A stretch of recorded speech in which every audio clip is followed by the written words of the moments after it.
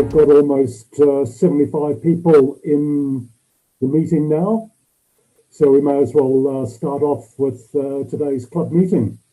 And I see we can't cross the road to talk to our neighbours and family and everything else like that, but I see we have overseas visitors dialed in as well, not just Waiheke, but also one from Malaga in Spain. So welcome to the entire world who've joined in for our September meeting for Auckland Beekeepers Club. And thank you very much indeed for coming in.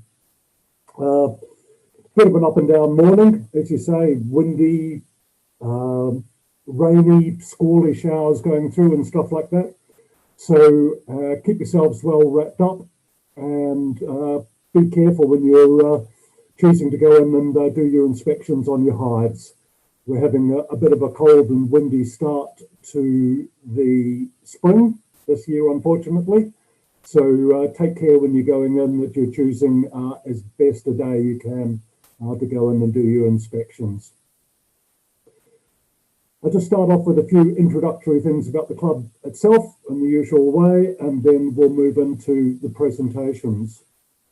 So firstly, on the club move, as you'll have seen from the photographs that were in the journal, which was sent out a few weeks ago, there is now a big pathway going right through the middle of our dearly beloved apiary in Unitec. Our club sheds have been moved to one side, so everything's all safe and secure. We didn't break a single pane of glass or a single cup in the move. So that was excellent, and thanks to everybody who helped on that day in the move. We've also we've got our application into the council for use of a park in Sandringham, and we have that's going through the council processes at the moment. They've got a bit of a backlog in there, so they were saying it's going to take a little bit longer than it normally should. And of course, that won't have been helped by COVID level 4.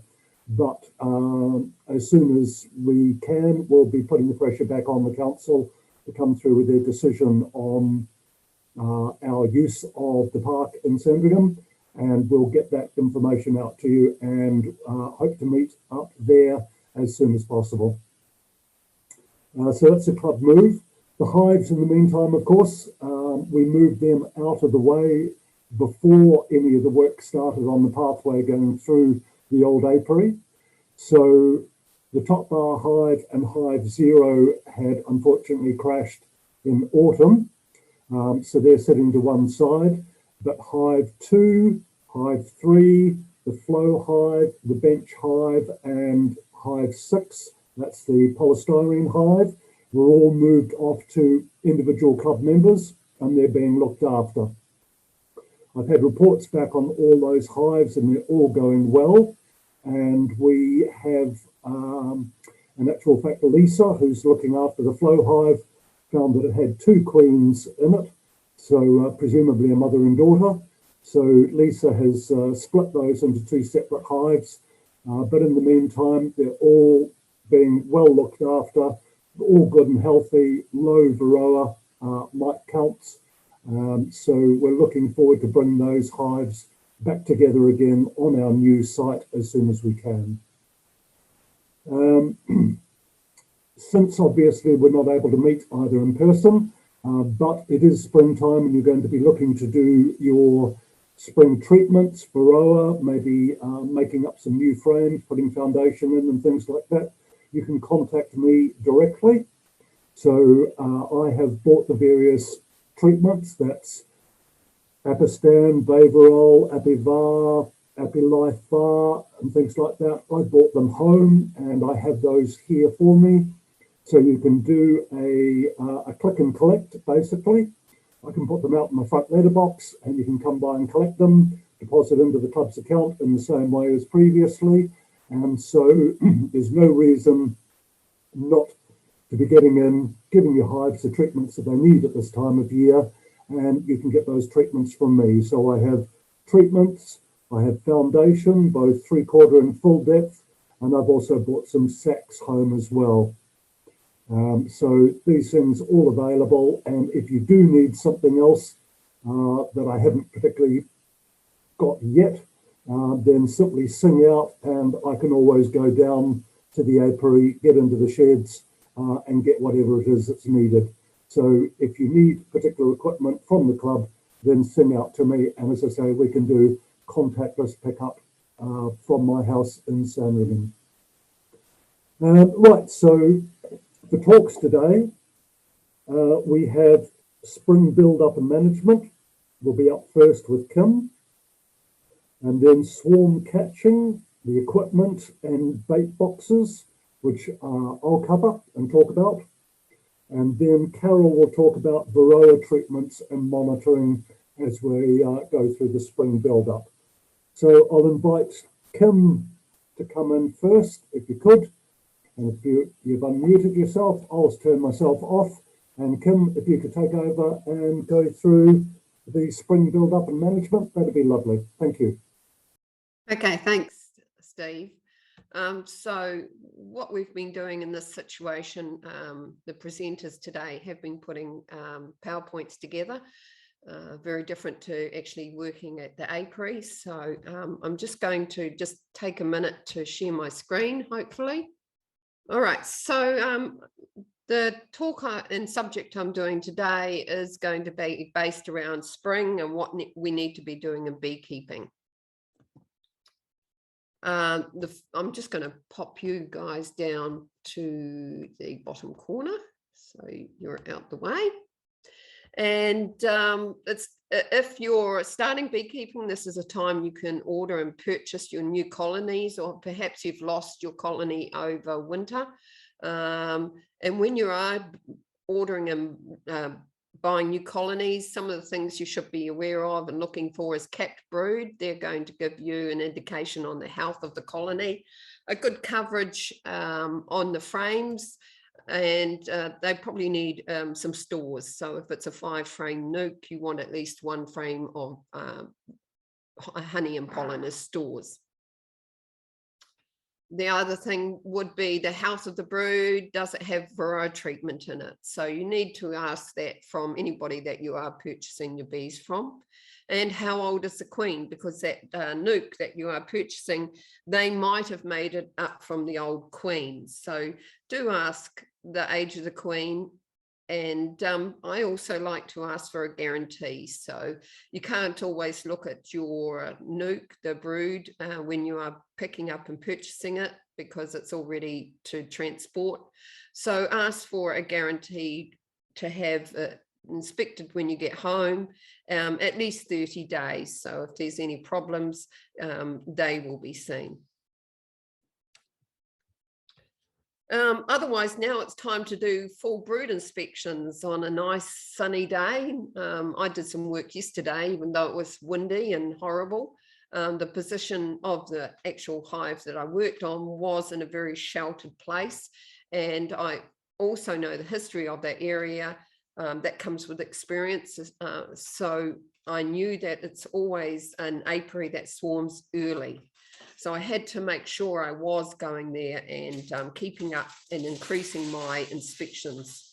So inspect hives. Everyone that owns a beehive must be willing to open up the hive, remove and inspect frames, and check the brood area for diseases. Now is the time to start doing your COI inspections, which I'll just talk about in a minute. But yes, don't leave hives unmanaged. They pose a threat to other beekeeping colonies. So I just want to remind you of that. Now is the time to do full brood inspections and get into the hive and just check it for the health and for stores. One of the things that we need to carry out at this time of year is our COIs, or Certificate of Inspection. This is an annual inspection, and this must be completed by a DECA holder. A DECA holder is a disease elimination conformity agreement that you have completed with the management agency.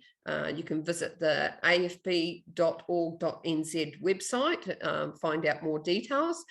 And you can also refresh yourself to the visual inspection process and any visual signs of American foul brood.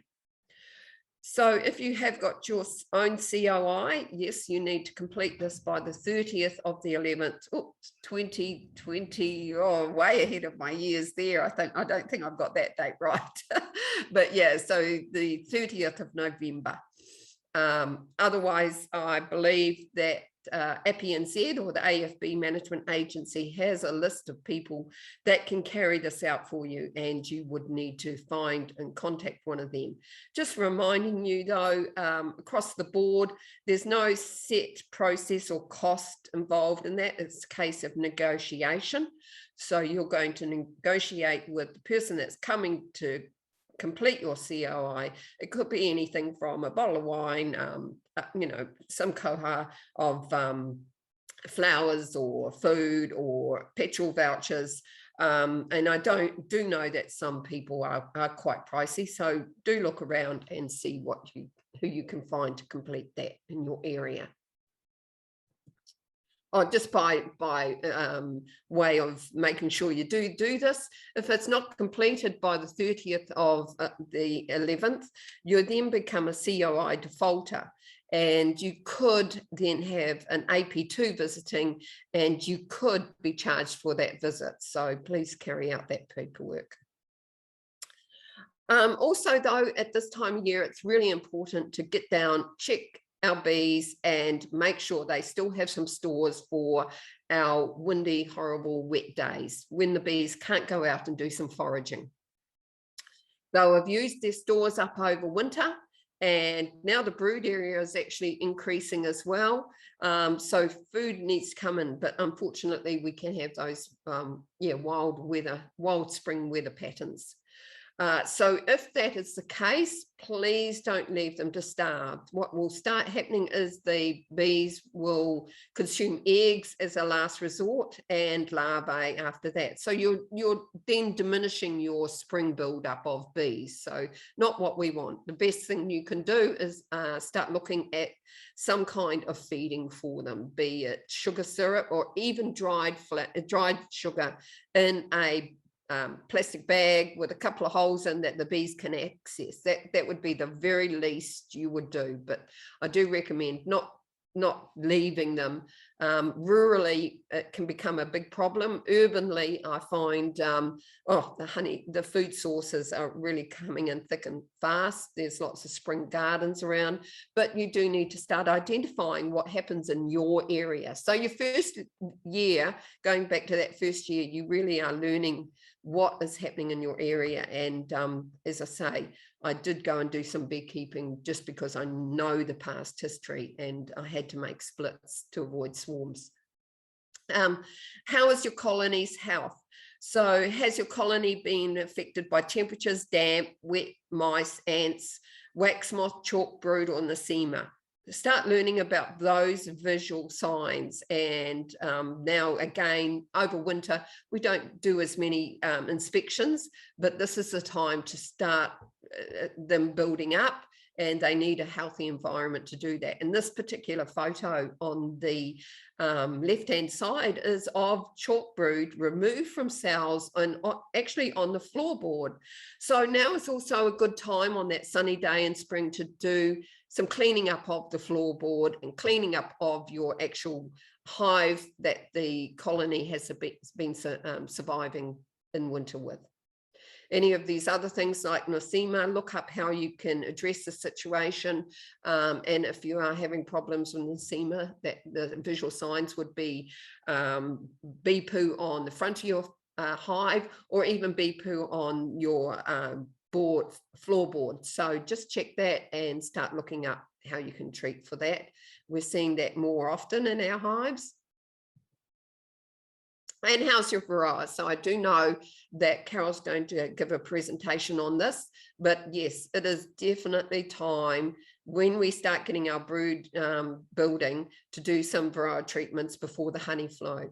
There's not many options when a honey flower is on, and we want to keep the Varroa numbers really low at this stage so that we can get through those either month, 2 months, 3 months of a honey flow to get our harvest of honey. So addressing Varroa this time of year is a really important process. The next one would be looking at the capped brood. You know, is there lots of capped brood? Is there lots of eggs and larvae? Pollen and nectar coming in? What is that meaning? That's meaning that there's going to be a colony increase. So there's going to be an increased number of bees in the hive. So when do you start adding your supers? This needs to be, for me, at about a 75% coverage of your frames, but thinking again also when you are next going to be visiting that hive. So if you're on a weekly basis, that's fine. You know, you might get away with that. If you're on a monthly basis, like a lot of commercials, you know, do you need to leave another super on for that increase of the capped brood emerging and becoming adult bees? So start judging those things. The next one now is, how about your queen? How old is she? Is she more than one season old? So second season. When we start having those second season queens, we need to start thinking about the S word, swarms. So performance of the queen. Was she very affected by Varroa and viruses such as sac brood through the autumn months?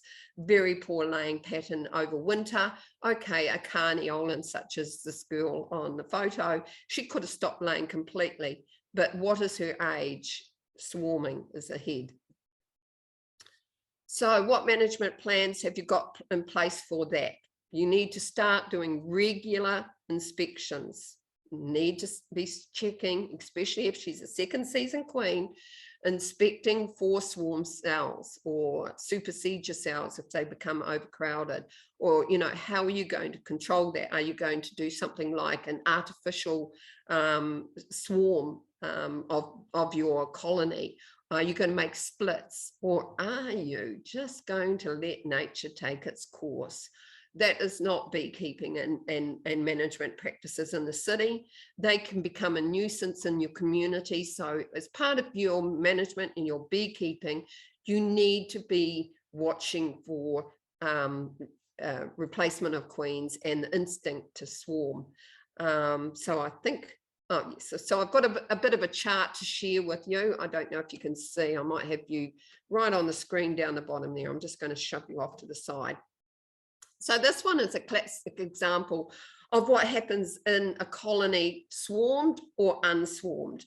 And that effect can actually play on your honey harvest, especially in Auckland. Auckland, we're going to get our honey harvest in the months of November. December is the peak.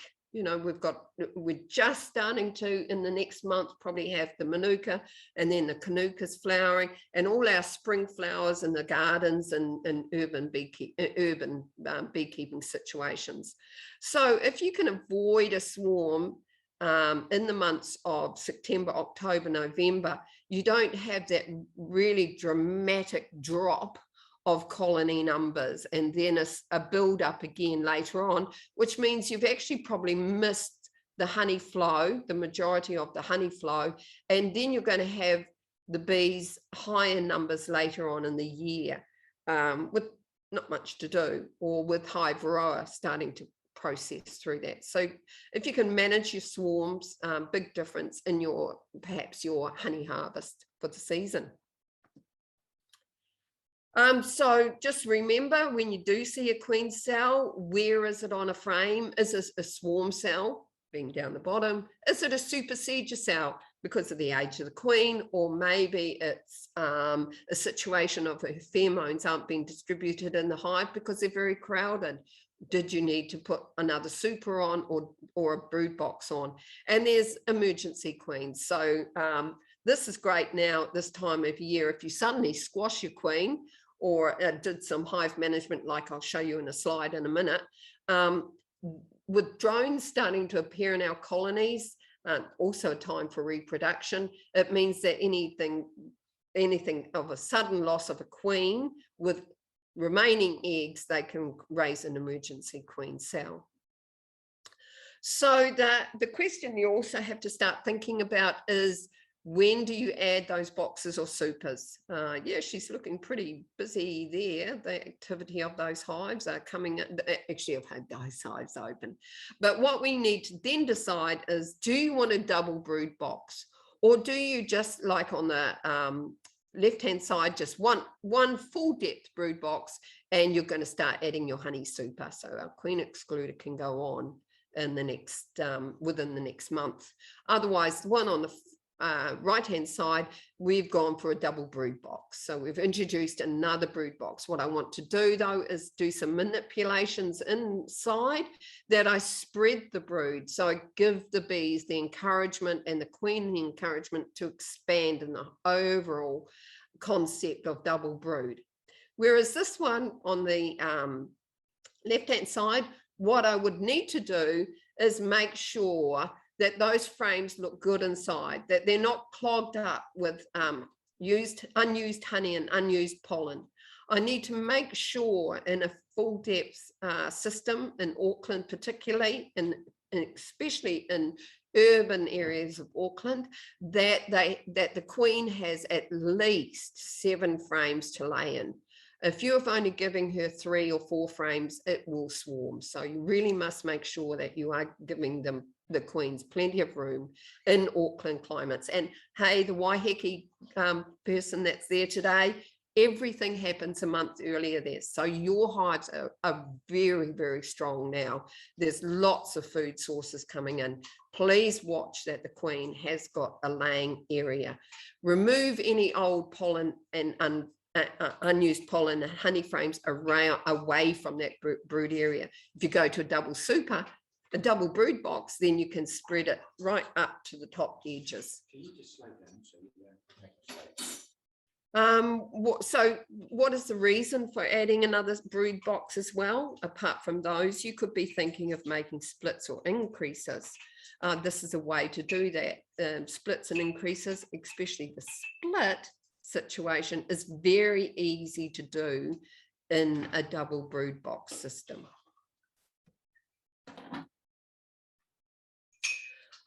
This particular hive I did yesterday, it is a very nice situation for the bees to overwinter. It's in the Remuera area, and history has proven to me in my record keeping that this particular apiary has a lot of food sources in spring, and it builds very quickly in spring with those food sources coming in. In the past, I sometimes have missed not visiting regularly enough and have had a swarm come off. But this particular time, I've got there in time. My warning signs were, as soon as I opened the hive, was nectar starting to appear in the brood area. That was my first warning sign. So immediately I was concerned that was the queen still laying? They might have started bullying her into and putting her on a diet to swarm. Luckily enough, I still saw eggs. That means that she was still being fed, and she was still they were still content with the environment they were all in, and she was still laying. So the next thing, also in that process, if she had stopped laying, I might have seen queen cells, and I would have had to address this situation of making her think she's swarmed, and her in the colony, she's only a second season queen. Very hard to find her. This particular photo isn't of her.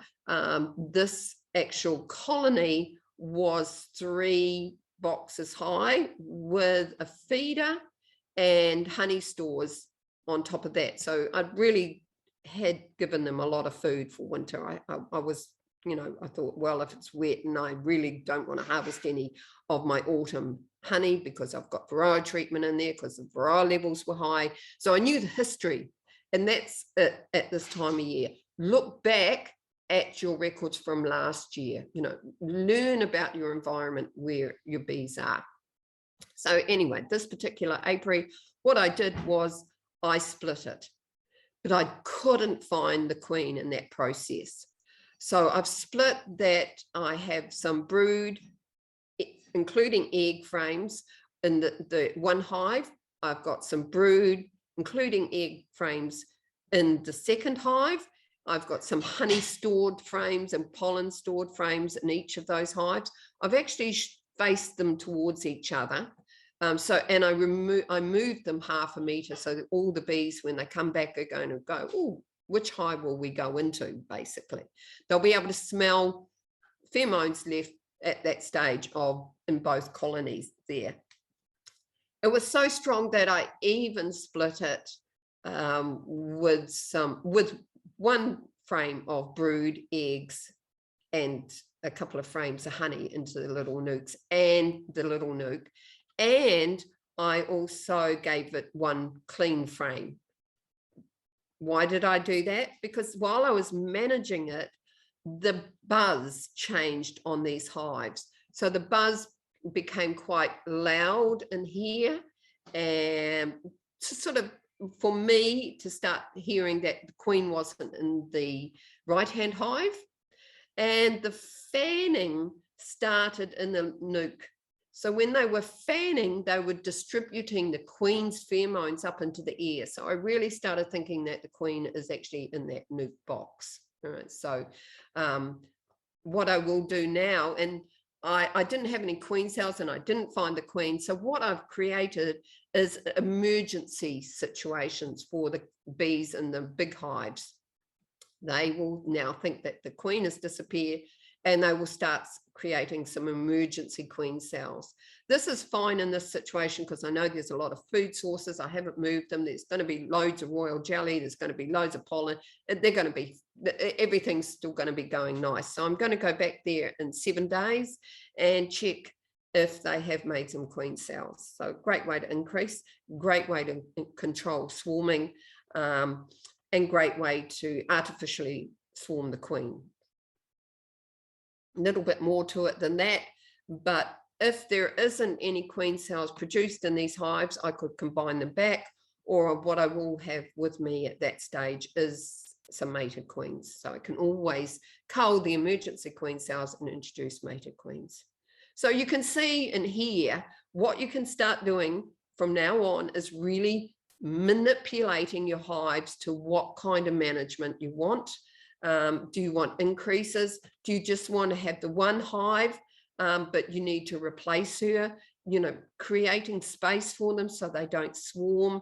These are situations you really need to start doing on a regular basis in spring. Also, just finishing, now is the time of year that they can start making wax. So there's going to be enough nectar coming in that the bees can make wax, and you can see this particular photo on the right hand side. She's actually there's a bit of wax flakes coming out now, so that was a good sign that there's nectar in the area enough to supply for her to make some wax. So it's also a good time, if you've got old frames, to actually start culling them out of your overwintered colony, moving them out to the side and introducing a nice new frame that they can start building out. So I think that's about it from me. I don't want to hog the show too much.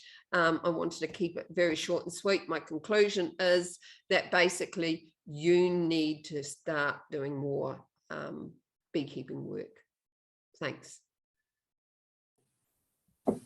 Righty-ho. So it's coming into the season. September through to about December is the primary season for swarm catching. And Dave, in his email the other day, put a link into the swarm catching list whereby you can register on the website that you're interested in collecting a swarm this year. And then either the public come directly in and pick up from our website and contact you themselves, or they will come through to somebody like myself, and then I'll go onto the website, have a look and get in contact with somebody who's nearby to that particular swarm, and I'll ask basic questions and things like that. So if you're on the list or you organise something locally, whatever it is, and you're faced with catching swarms, there can be a number of different sort of situations and things like that. So we'll sort of run through what the swarm can look like, what equipment you're looking for to collect them, and carry on through from there. So this one is the easiest of all, obviously. This is one of my back garden. Beautiful swarm, just hanging at chest height. It's the sort of thing you just slide a bucket underneath and drop the girls into it and walk away. It's a 5-minute job to collect that swarm. I remember Ricky going up before she collected this one and actually with a bare hand just stroking the side of the swarm down the bees, remembering of course that they've filled up on honey before they've swarmed, and therefore, and also because they don't have brood, they're not particularly aggressive, they're not being defensive, they've got nothing to defend there, so they're quite docile. So this is an easy sort of example. It can sometimes be useful, certainly on your first 1 or 2 swarms, to have 2 of you doing it. If you've got a friend to give you a hand, particularly somebody who has collected swarms before, it may be one person to hold the bucket and the other person to snip the branch. So that's sort of an easy one. You can then, let's have a look, come on. There we are. You can have one that's a little bit more difficult like this. So here you're not going to be able to snip the branch and drop them in. So what I tend to do in a situation like this is position my container underneath the swarm, and then I will bang the top of the branch quite hard. And that will usually, through the weight of the bees, cause them to drop off and into the container. And then you can use a bee brush or something like that to take any final remainders off the branch and into your container. Then you can get into a situation like this, banging the branch isn't going to work. So you're probably going to be looking more at a box or something like that to put these into, so you can get it up flat alongside the fence and then use your bee brush to actually sweep your bees into your container so that you can take them away and collect them. The queen will normally be found fairly central inside the swarm, but I'll come back to this one, and it doesn't always happen that way. And I'll mention something that I saw last season. If you get one like this, I recommend you leave it alone. It's a lovely shot. This is Times Square in New York.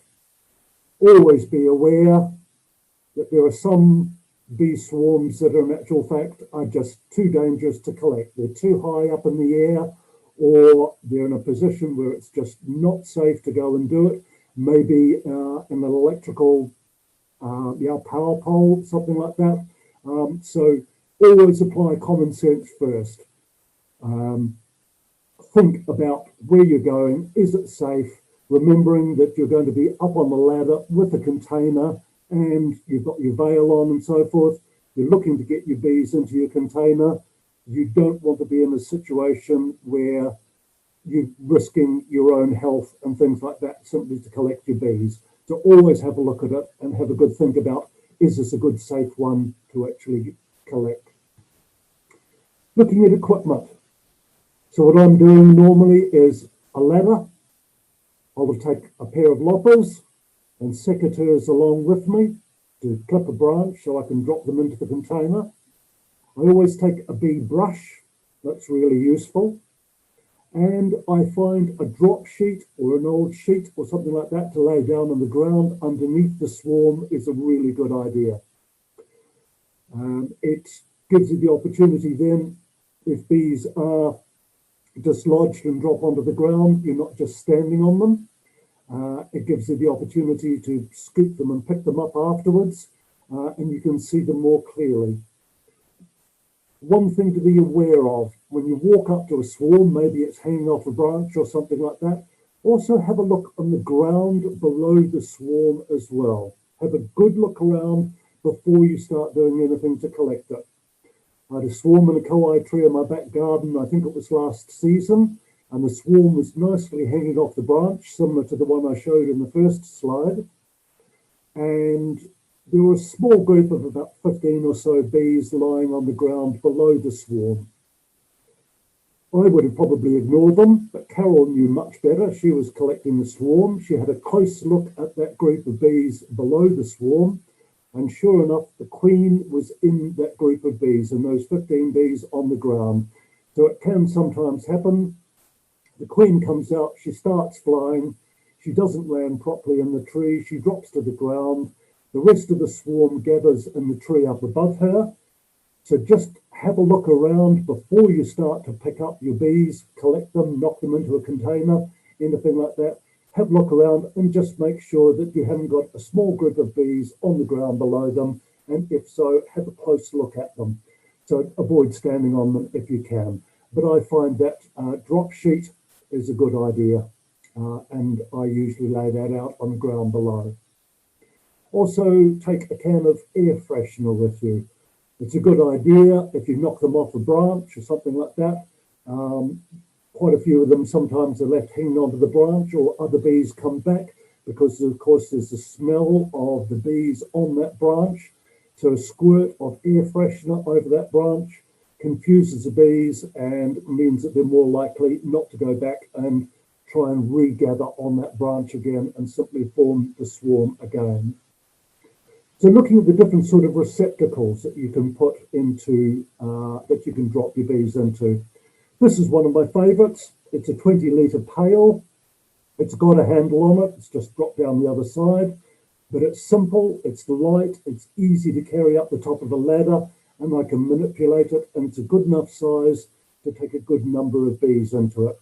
You simply fit this over the swarm, either cut or bang your bees into the bucket, and you can come back down with it fairly easily. To keep the bees in there, what I use is a pair of pantyhose stretched over the top of the bucket. Tie the legs off at the top of the legs before that spreads out into the main part of the pantyhose. This just means that your bees won't be crawling down the leg of the pantyhose, that you can't get them afterwards, and they get trapped inside there. But it enables the bees to, there we are, enables the bees to breathe through the material of the pantyhose, and yet it keeps them inside nice and secure, and it's just the right size to fit over the top of a 20-litre pail. Don't leave them in the bucket for too long. They can overheat, even though they can get air in there. So transfer them out of that in a reasonably short space of time if you can. If your swarm is higher up and your ladder's not able to reach it, I find that this is quite a good solution as well. So here we have the old water container out of the water things that we get at work and around workplaces and so on. I've cut the end off that so that it's open at this end, and then I've fitted a couple of meters of a length of plastic piping onto the underside of the bottle, and with this I can, either on the ladder or from the ground, I can feed this up, put the swarm into it, give it a good bang from underneath, and then the swarm drops into the bucket, and I can then lower it down to the ground. So this is a good one for getting a swarm that's a bit higher up. Another one I really like is the good old banana box. Double thickness and covering up the holes and so forth. And this particular hole, which is left open, I'll come back to in a minute here. So the base of the box, I've covered over that hole at the bottom. I probably should have done all these ones on the side as well, but I actually covered those over in the top rather than the base. But yeah, different ways of doing it. So that's then the base, and the top, as I say, I've covered over all these various holes around the side, with the exception of these two handholds at either end of the top.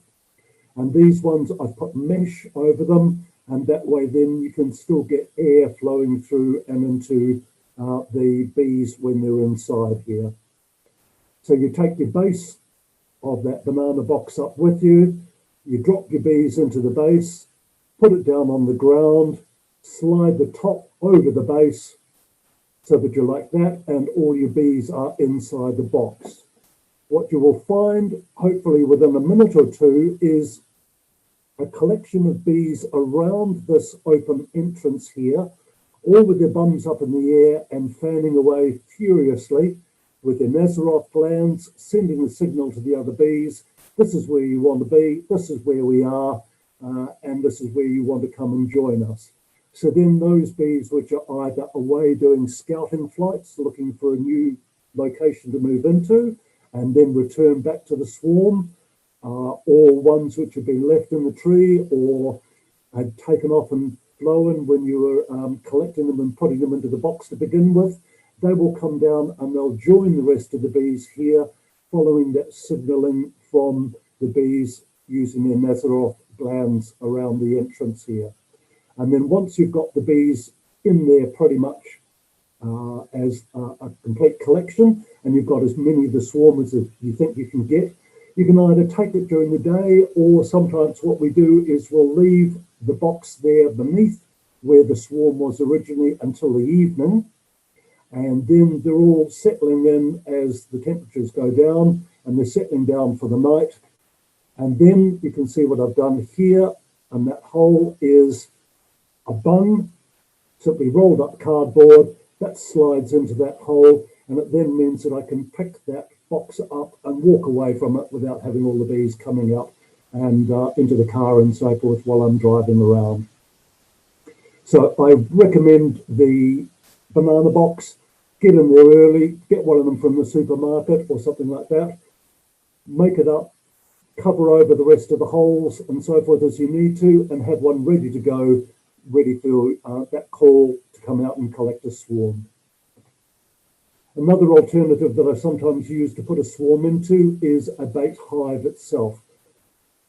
Rather than take all the various bits and pieces of a hive, the base, the box, the frames, the hive mat and the lid, I find it's easier for me to simply transport this bait hive to where I'm picking up the swarm. It takes 8 full depth frames into here, so it's a good size, and there's only the 2 parts to it, the lid and the base. So it makes it fairly easy. If I use that black bucket that I showed you in the earlier slide to collect the swarm from in the side of the tree, I then just come down with it. I can pour the bees into this bait box with frames into it. They'll climb up and onto the frames, and I can then either leave it with the entrance dialed up so that the queen cannot escape if I've got her inside, but the other bees can come and go. And then when I'm ready to take this away, I can simply put a strap around the hive, close off the entrance, and I can walk away from it. And then it's quite easy to simply transfer the frames out of the bait hive and into a regular hive, and I'm away and done. One thing I'd recommend, take along a jar of honey to give to the property owner that you've collected the swarm from. They'll be grateful for the honey. They're probably, them and maybe their kids as well, will be fascinated by what you're doing. It's an opportunity for us to reach out to the public and talk to them and things like that. And everybody likes a jar of your own special homemade honey. So I always take one along to give to the homeowner as a thank you for the swarm of bees that they've got in contact with us about. Then just briefly on to bait boxes, bait hives. So here is the example that I built a couple of years ago. And what I do, if I'm not using it for swarm collecting, is to actually put this onto a neighbour's section, so I don't have it too close to my own hives.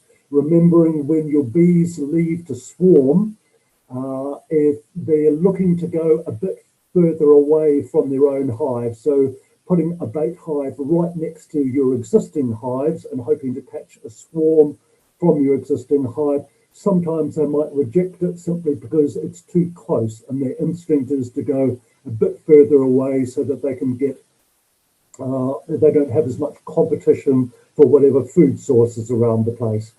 I find this bait hive is a really good one. I mounted up on brackets on a neighbour's fence across the road from me, and she keeps an eye out and she lets me know if there are any bees that she sees coming and going from it. And it's quite simple then to simply take this and transfer the bees into a regular hive.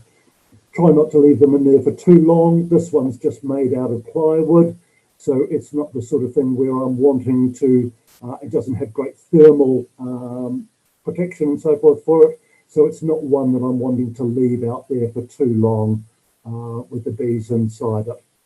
And lastly, I thought I would share with you a photo sent through by Jackie. Thank you very much for this one, Jackie. I absolutely loved it. One of our club members, she sent it through, knowing that we were talking about bait boxes today. Here's one that she put into a tree up north on their property. So you can see up the top the bait box itself, and it's got an old plastic lid, which has had a hole drilled out of it so that the bees can come and go. But in this instance, the girls decided that this just wasn't good enough for them.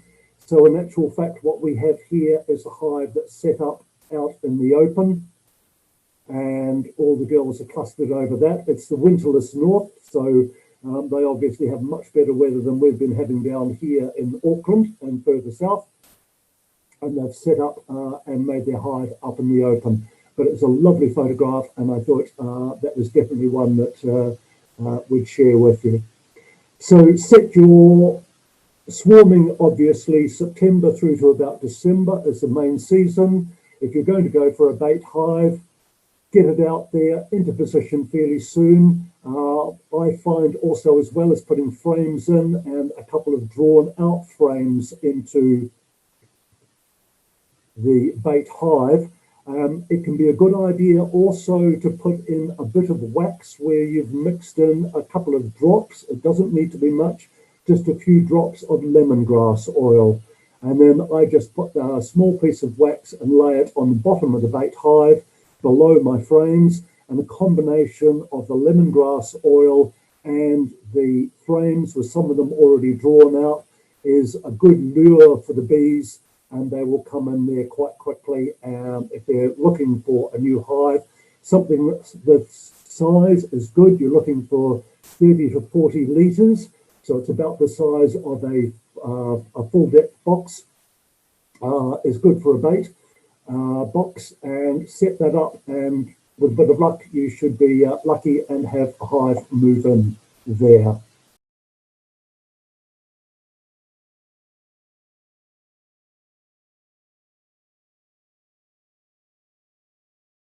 This is a swarm catcher box. It's made from a banana box. So to make this, you would strengthen the sides, add some cardboard into the sides, and put some mesh over the holes, some of the holes, and block the others up, and leave the entrance there. And then on the top bit, put a lid on, strengthening it again, and then put some gauze on the end, and then a flap.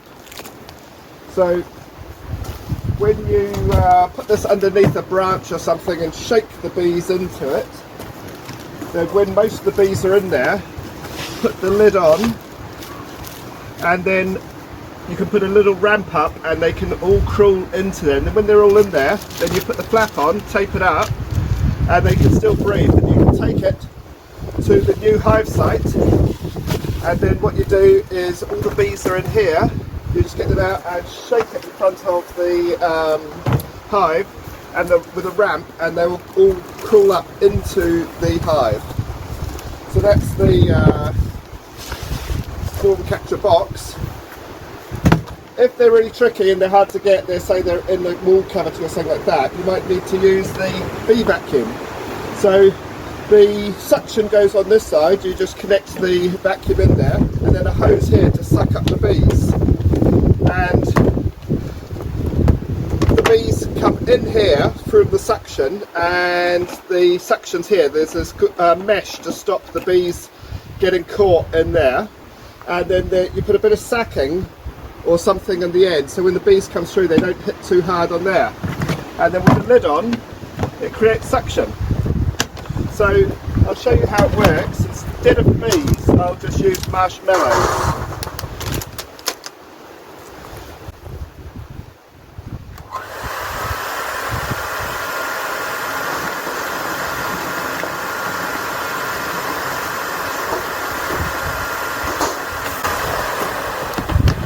And as you can see, loads of bees or marshmallows inside. It's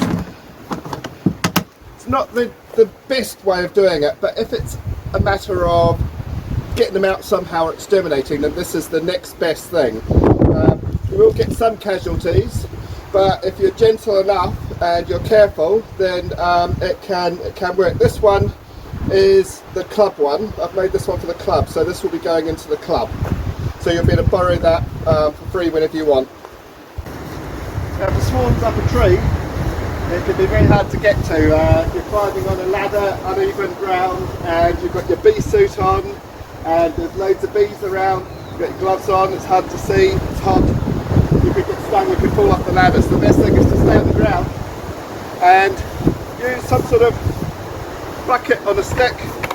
So like this friend of mine showed me one that he got, which is basically a large water bottle with the top taken off and connected to a pole. So then, make sure you put your hood on, because bees will be dropping down.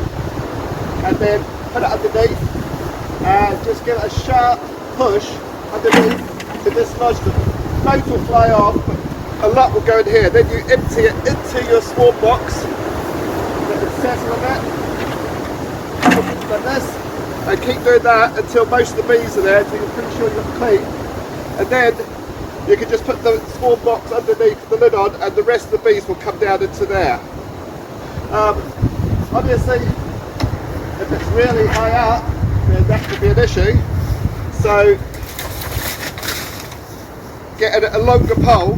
This is built for free from bamboo, a couple of connectors and a water bottle. One popular way of doing it is with an extendable aluminium pole, which is light and strong, say like a swimming pool one. You can sometimes find on Trade Me. After lockdown, I'll endeavour to make one for the bee club for you to borrow. So then, same again, underneath, and like this, catch them, empty them into a swarm catcher box and do it again. One thing to be careful of is, I've done this by myself, you're under a branch, you dislodge the bees, they drop down on top of your face, and if the veil is fallen back, it's touching your skin, you get stung on the face. So wear something that holds the veil away from your face, like a peaked cap, a baseball cap. And then obviously if it's a really tall tree, then you get another extension. I've used this right to the very end, and it's been successful. So it's probably one of the best bits of kit for catching swarms, especially up huge Purakawa trees. So you just, up you go, and then underneath. Just take a bit of practice, and then just bring it down. Someone else, it's good to have someone else to help you, and then you just empty it into the box. I'm going to start by telling you a sad story. Last year I lost a lot of hives to Varroa, and I guess this is really how not to lose them. So we'll start now. We're going to be looking at Varroa treatments and monitoring. So one, you need to know if there's Varroa in your hive, which is actually how things are these days for all of us. There is Varroa in our hives. How to look for them, Varroa treatments, when and how, spring sampling methods, and has the treatment worked? So here's our family of Varroa. We have all of the females here in their different forms going right through to a mature girl here. This is a juvenile mite, so you can imagine that if you've even pulled out a larvae from a cell, these white ones are not going to show up, whereas you are going to see the developed female Varroa here. And these are the male mites here, so they're just a slightly different shape to the female mites. So how do you look for Varroa when 50 to 90% of the Varroa in the colony is in capped brood cells? And when that number 50 to 90% comes up, if your bees have swarmed, you're going to be possibly seeing a lot more Varroa, but most of the time, most of the Varroa is actually in cells breeding. And when they're on bees, they're more likely to be feeding in between the tugal plates on the abdomen of the bee. So they're actually underneath the bee and underneath those plates. So they're not that easy to see if you're actually looking for them visually. Mite populations double about once a month, and they are all more problematic in New Zealand or in Auckland or in areas north where we actually don't get a brood break. So in countries where they get a brood break and a proper winter, their Varroa problems are a little bit less than ours. But when you've got large amounts of drone brood or brood in a hive, you've got your mite populations double quite quickly. And drone brood cells are 8 to 10 times more likely to be infested than worker brood, mainly because you're going to get about 1.45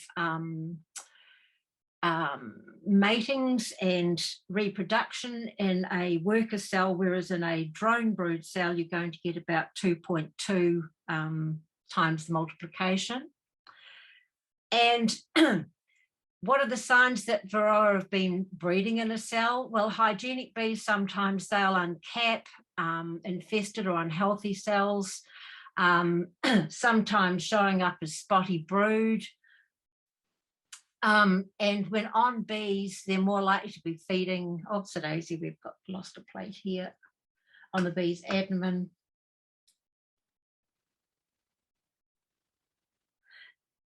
Drone broods, as I said, are more likely to be infested than worker broods. Sorry, I lost my place there. And if you can see Varroa in a hive, take it as a warning sign, because once there's Varroa, you can see it visually. That means that there's a hang of a lot more that you can't see because of the way they breed. So it is a pretty good warning sign when you see them. We were looking at hygienic bees. They'll uncap infested and unhealthy cells, and Varroa defecate in the same place when they're breeding inside a cell. So sometimes it'll show up as a white glob, and here it's down in this area here in the bottom of the cell, but it is visible to the eye. So sometimes in a cell that's been uncapped, you can actually see where the Varroa have been defecating. So treating Varroa, you've got a number of ways of treating Varroa. So you've got your chemical treatments and your strips, you've got your organic chemicals, and then you've got biological controls. So there are a number of different ways that you can actually treat or reduce Varroa numbers. Here's a screen showing all of the pre-packaged commercially available treatments available. So you've got Epitraz, you've got EpiGuard, Thymovar. So these are, this is a thymol treatment, EpiLifeVar, which is thymol, EpiGuard, which is thymol, Formic Pro, which is formic acid, EpiVar, Epitraz, which are both the same chemical type, and we'll look at that in a second. And in the top corner here, we've got Baverol and Epistan. So what's important about treatments is to make sure they're being alternated. That means that, for instance, here we've got Baverol and Epistan should not be used in the same year. So if you're going to be treating, you want to have Varroa in spring and maybe in the following spring, but you definitely need an alternating treatment in between if you're using chemical strips, which could be Apivar or Apitraz. So they're two different chemical types, so they should not be used one after the other. They need to be alternated, because when they're not alternated, they you get resistance in bees, and these resistance has shown up in different areas because people have been using the same chemical time and time again. There doesn't appear to be any resistance to the formic acid, thymol or oxalic acid treatments. So they look as though they don't actually get resistance, so they can be used one after each other. And when people sort of talk about soft and hard chemicals, quite often your acids are a lot harder on bees, whereas these strips, the bees can quite happily walk over them, whereas they're going to avoid the other treatments. So, you know, there is a difference in those treatments. And the next most important thing, and we're going to be getting this up onto the club's website later on today, is treatment instructions. It's really important to treat according to the instructions that the manufacturer has set out, because you're meant to do it, one, by law, but two, if people just leave strips in, this is another way that resistance starts to develop. So you need to know the number of strips that go into them, where they need to be placed, because quite often strips will need to be placed where brood can actually walk over them, and the length of time they need to be on. And when we're talking about placement, I've found that if you want to go online and look up how do I treat with Varroa or with Apistan, there's lots and lots of good stuff on YouTube which show people demonstrating how they use them in their hives. For instance, I found the Varroa strips from memory are really quite hard, and they don't sort of sit down like the Apistan strips do. So there are ways of actually putting those in the hive and them actually sort of being a little bit easier to use. So do check those YouTube information things out. Lots of people want to share what they do and how they do it. So Varroa treatments, chemical safety and how to. So when we're using the organic chemical treatments, formic, oxalic, lactic, thymol, we need to actually be aware that there are safety considerations to be looked at. You know, whether, you know, there's always been the sort of an old joke that Canadian beekeepers are the guys with less fingers. Well, it's a really highly used product over there, and you know, people do get their fingers and hands burnt when they don't use it properly. And even knowing what to do if you do have a formic or a formic acid spill, particularly, you just mix a wee bit of bicarbonate of soda in a bottle of water, and that will neutralize it. So when you're going to use these products, you need to do them safely. And if you're looking at using oxalic acid, then go to Scientific Beekeeping, Randy Oliver's website. It gives you a lot of good information on how to use it. And formic acid, there's mountains of information on how to use that. Plus there are some products, I don't know if the commercial guys are still selling them, but there have been products that you can put your formic acid into to get the 15 ml a day you need to go into a hive.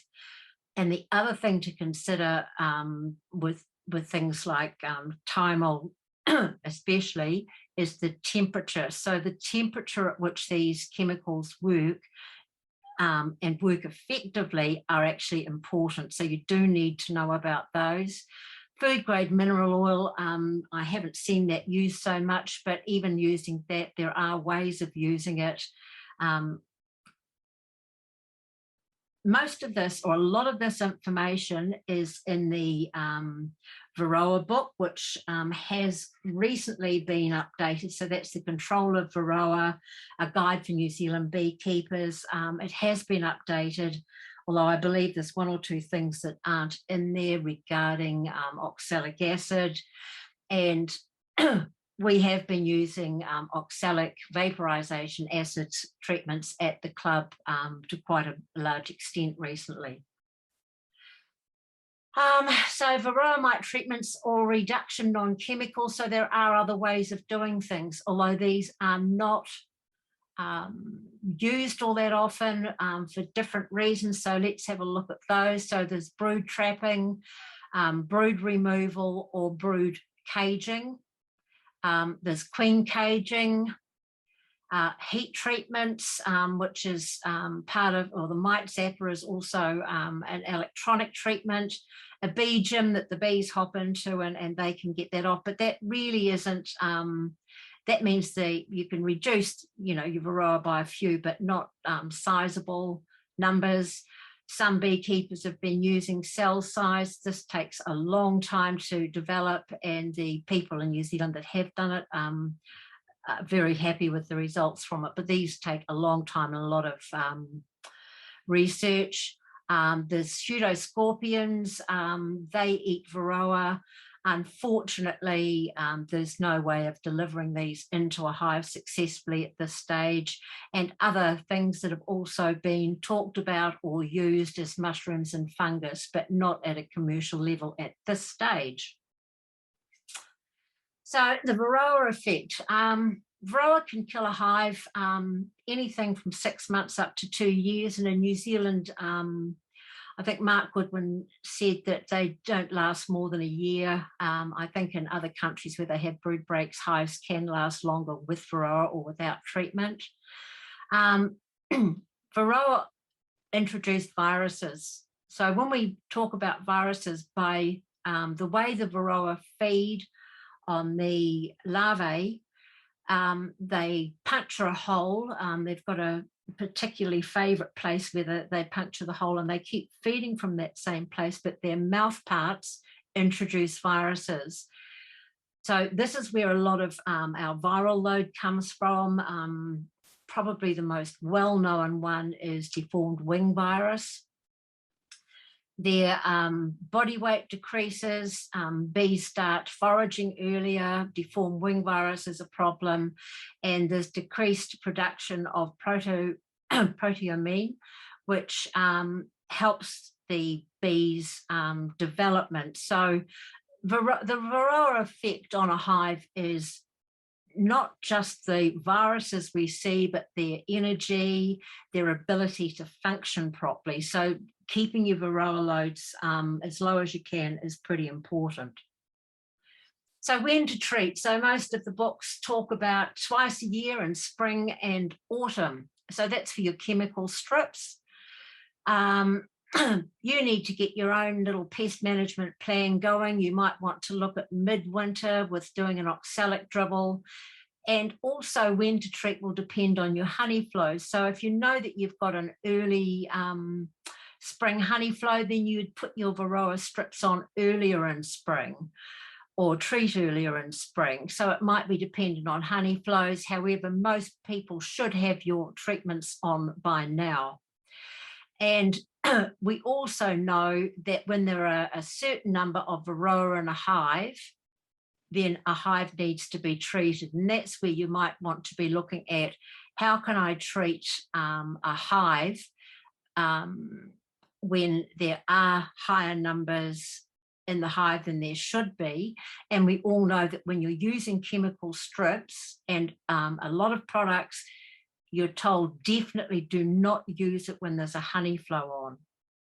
So when there's a honey flow on, we need to look at alternative ways of treating, which could be vaporization. It could be fogging. So vaporization, we're talking about oxalic acid. And you can also put oxalic acid and glycerin strips into a hive during the honey flow period, and that way your hives are getting constantly knocked down. but monitoring is the only way to know accurately what is going on in the hive. So we're going to have a wee bit of a look at at those in a second. So when to treat and why. Early spring without honey shoopers, you want that for the spring build-up with healthy bees going into the season. So as Kim mentioned, this is when your bees are building up. This is when you want healthy bees. This is when you're going to really ensure that you get a good honey crop and the bees do as well as they possibly can. So in autumn, you need to treat when the honey's been taken off the hive. And when we've had Randy Oliver here, Randy Oliver suggested that we don't treat any later than the 15th of February. And I know it's a bit of a trap for newer beekeepers to go, oh, look, I might still get a bit more honey.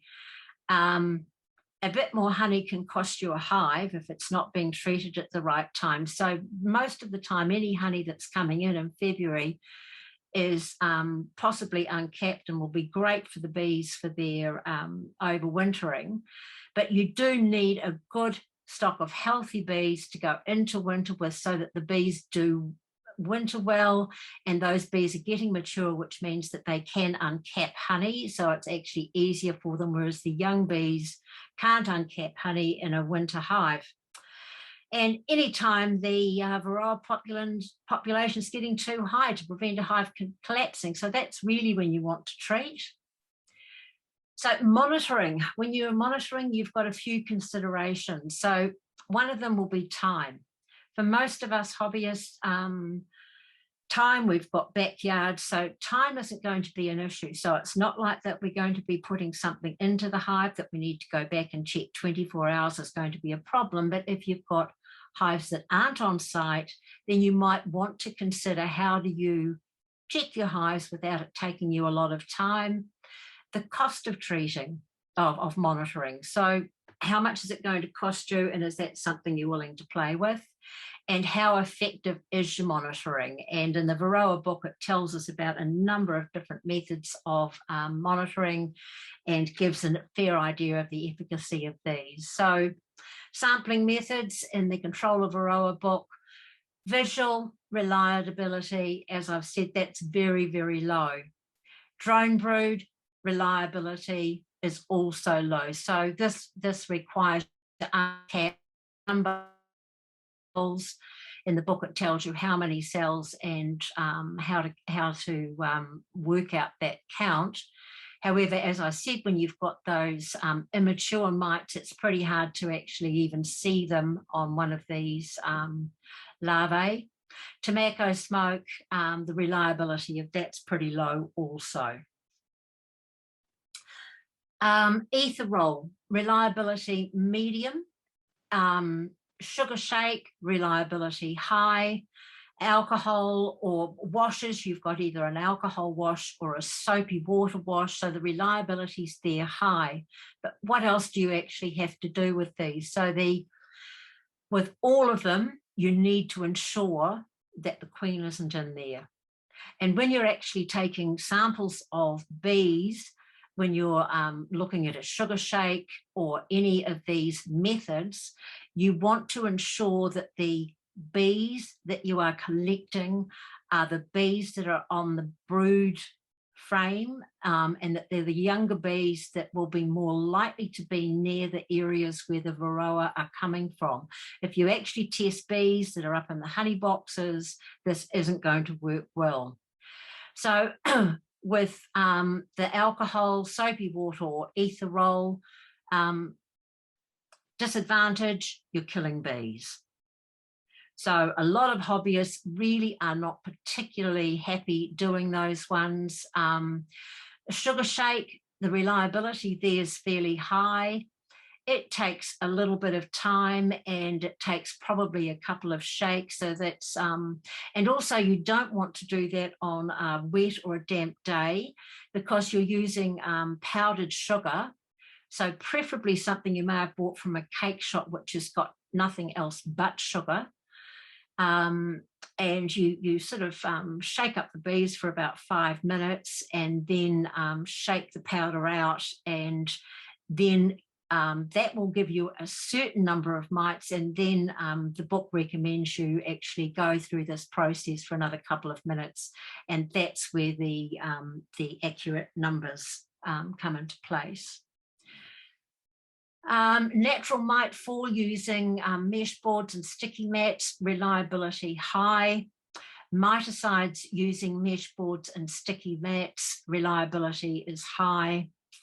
Apistan in a jar, reliability is high. So the natural mite fall is just looking at what goes onto a mat that's underneath the hive, and checking that after a certain length of time, usually 24 hours.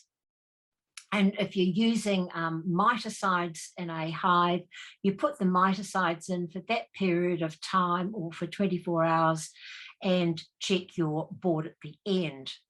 Apistan in a jar, there's a method of actually doing that. And another method, which is a little bit newer, which is not mentioned in the book, well, not in the new one anyway. I don't know if it's, not in the old ones. I don't know if it's the new one. But CO2 is where you put gas into a container containing a couple of hundred bees. And on that container here, you can see a measuring line.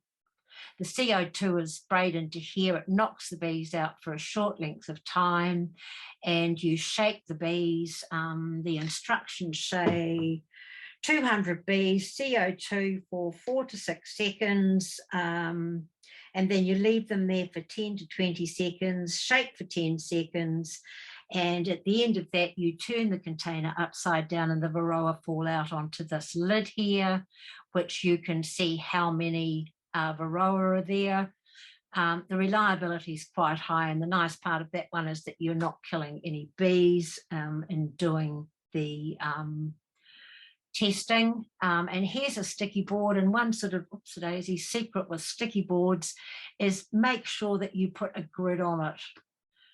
When you've got a grid that shows that if you lose count, you can maybe count 5 or 1 or 2 in there, and it is easier to count, number 1 N has got so many, 2M, and so on. It makes your counting a lot easier. And with the sticky boards, there are a number of ways you can do this. You can buy a commercially made one, which I prefer when I'm doing this, because I know that the Varroa are going to stick onto it quite well. But that's quite an expensive method. Whereas you can just get things like corfluke and put cooking oil on them, or you can have olive oil that you wipe over it and then clean it up and ready to do the next count. Ants can quite often steal Varroa, but I've been told by Phil Lester there's only about 3 varieties of ants that actually eat Varroa in New Zealand, and I happen to have them near my hive, so I was never particularly happy using anything but a really reliable sticky board. How many Varroa when sampling? Well, depending on the method and time, it's usually 5 mites. So if we're doing a sticky board, 5 mites, that means you need to start doing something different. If you're actually sampling, 5 mites is sort of just above the threshold. So make a plan, because you do need to do something. Once you've actually got 5 mites there, you might need to be doing a flash treatment of some kind. You might need to be doing, and even at the club where we've been doing oxalic acid vaporization, this has to be done about once every 4 days to make sure that it really is efficient. So you need to make a plan if you get high mites during a period where you've got your honey boxes on, or you might need to look at some organic chemical alternative, which is not going to affect your honey or leave any residues in there. So that's probably about it. And really, don't ever assume your treatments have worked. I've spoken to a few people this season who have done everything according to the book. The mite treatments have gone in the middle of February, and they've been really very happy with how their hives have been going, and then their hives have crashed. So sometimes we get resistance in different areas. So this, this could have been what happened in this case, and I suspect it was resistance to the treatment. So don't ever assume your treatments have worked. And as it said repeatedly, monitor, monitor, monitor, read the instructions, make sure you're doing everything that you need to be doing according to the way the instructions have been set out to keep not only yourself safe, but to keep your bees doing really well. Thank you. Thanks very much. Righty-ho, that's it for the talks, and I'd like to say thanks very much indeed for Dave for getting the license for this webinar from Auckland University for us, Kim and Carol and Ken for putting together presentations, filming and the PowerPoint and everything else like that. We had almost 100 people in on the webinar, which I think is an outstanding turnout from there. Dave Hendricks asked whether we want to open it up for a couple of questions. If somebody wants to, got a particular question about things that have been going on here. I'm conscious that I don't want this to go on for too long. We've been going an hour and a half at the moment. Quite comfortable to take questions by email afterwards. I just put my Varroa strips in, concerned it's late in terms of getting the honey box on. Can you speak to this? Normally, yeah, the strips are going in August, most usually. Kim, you might be the best person to speak to this. Yeah, depending, it's going to depend where you live, but I think you're generally any flow at the moment is going to be consumed by the bees. It's probably not going to be put into stores. They're building in numbers, so they're going to be consuming it. So on our wet spring days, so I think you're fine. I would think we'd probably keep going right up until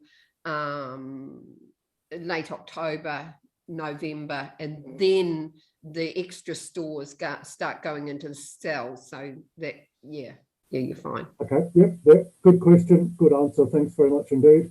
It's been through my brood box and the box above. Brood covering most frames in the bottom box. Second box had a bit of wax moth larvae. Took each frame out and scraped clean and cut out a lot of wax and honey. Replaced box. Will bees repair and complete, or should I freeze each of those frames? Carol, do you want to pick that one? Look, I think if you've got wax moth in a box that you're cutting out now, the hive's probably a bit too open. It might need closing down. Usually wax moth don't thrive in a hive that's healthy, so it might be a bit of a sign that things aren't going as well as they should. I'd be any frames with wax moth in, I would be tending to freeze them, and the bees do rebuild them, so that's pretty easy. But yeah, have a look at the box and keep it closed down until it actually has to be opened up. Okay. Yeah, and it sounds like too much spare space. Yep. So I'd be closing the hive down to the situation that the bees are covering the frames, and that is it at this time. Maybe a spare frame if they're, and that might help support the queen into a better laying pattern as well. So just think of temperature control that's going on for that colony too. If she's warm, if the bees are warm, then laying could start happening, but it sounds like far too much space. And yes, taking them out, giving them a clean, the bees will, I wouldn't want to just put the wax moth frames back in later. What I probably want to do is cull that surface clean and let the bees redraw out those frames again. Thanks for that. A question, how can you control wasps or eliminate them? One thing I'll say here, distinguish if you can between paper wasps, which aren't an issue for the hive because they will not attack, and they're useful for control of other pests around your garden potentially. So those are the small wasp nests looking like an umbrella type thing, hanging off branches and so on. The main dangers to your hive are the German and the common wasps. Not so much of an issue at this stage. I would think they're primarily autumn is the main danger when the hive is reducing in the numbers of bees. They may be suffering from incursion by Varroa and the viruses that go along with that. And the wasps at this stage of year are particularly looking for protein as they build themselves up and get ready for winter and hibernation themselves. So although wasps are around at the moment, I'm not concerned about them in terms of their impact on the hive. You could put out some wasp sort of lures. You can buy them down at the garden centres and things like that with the mix-in. I wouldn't be using Vespex, I think, until late in the season because there was and that I think was probably the comment about the gel. So that's a Vespex, but I think that's more used in autumn rather than in springtime. And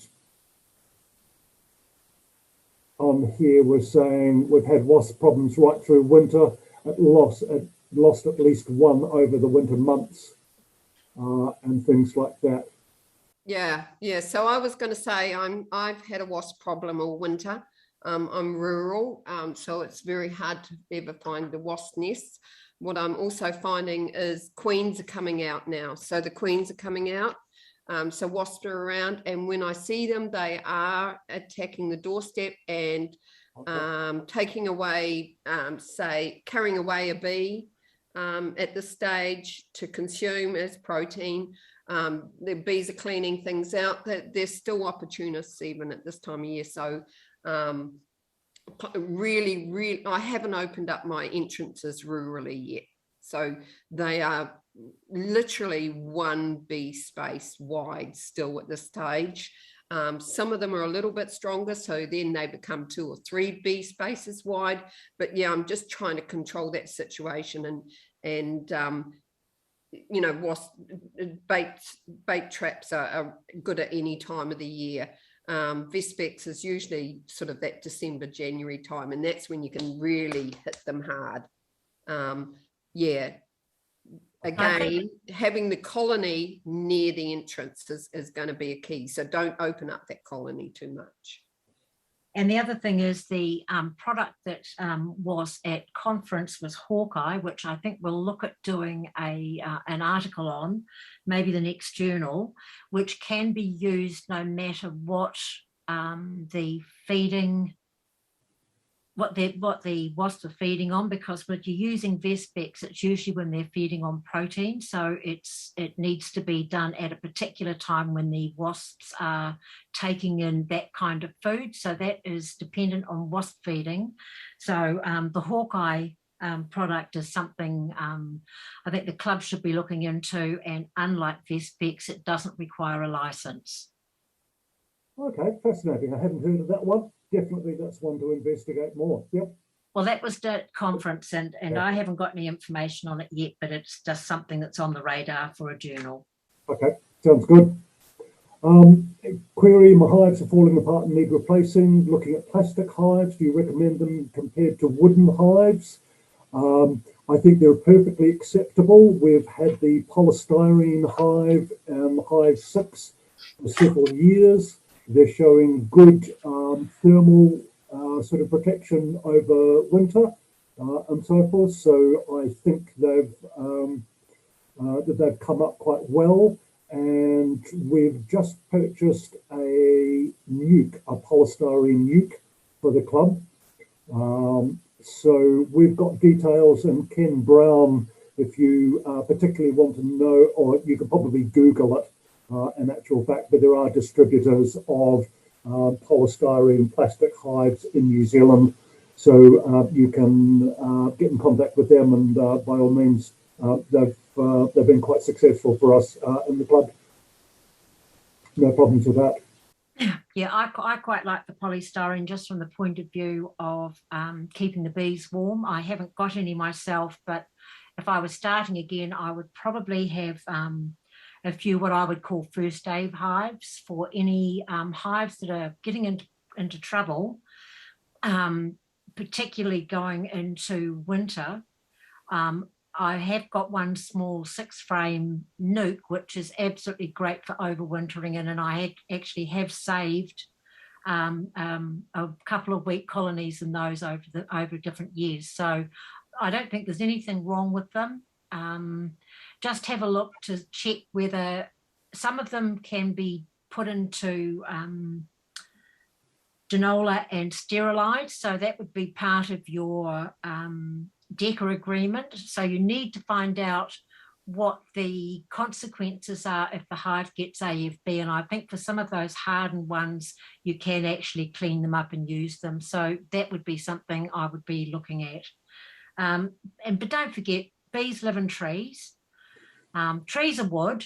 So I really think it's something you need to make a decision based on your own personal feelings about where bees should be living. Good thought. And I think you just have to be aware of moisture and humidity. So positioning them might be a little bit more important. Plastic doesn't breathe, so you probably don't want them in all day sun, because that's going to build up a lot of moisture. And some of the latest research is good humidity in a colony. But yeah, I think positioning them. I know the Coromandel, there's plastic and polystyrene hives used there quite regularly. It's a very wet climate, and they've been very successful in addressing nosema in those areas using those polystyrene hives. Excellent. Well, that's good. Thanks very much indeed. We've got no more questions. I think it's been a very good session. Thank you, all the club members who have dialed in to join us. COVID level 4 is a challenge for us all, I know, and thank you very much indeed for coming and joining in. Really appreciate it, and thanks, as I say, to all of those on the panel who have assisted or put things together for it, and Dave and the university for enabling this and making it possible. I think we'll wrap that up. It must be time for a cup of tea and a sandwich for lunch, and a stroll around the outside, and get some fresh air and so forth. So thank you.